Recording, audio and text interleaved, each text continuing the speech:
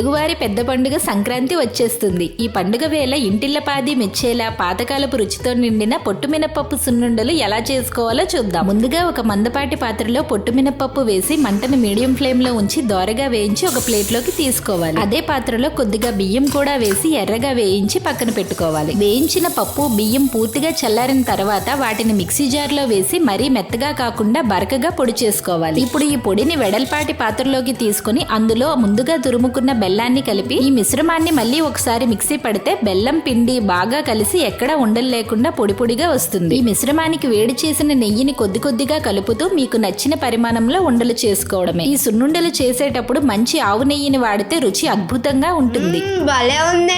పైగా సాధారణంగా మినపగుళ్ళతో చేసే సున్నుండల కంటే పొట్టు తీయని పప్పుతో చేసే సున్నుండలు ఎంతో బలమైనవి. మరి మీ ఫేవరెట్ సంక్రాంతి పిండి వంటకం ఏంటో తప్పకుండా కామెంట్ చేయండి.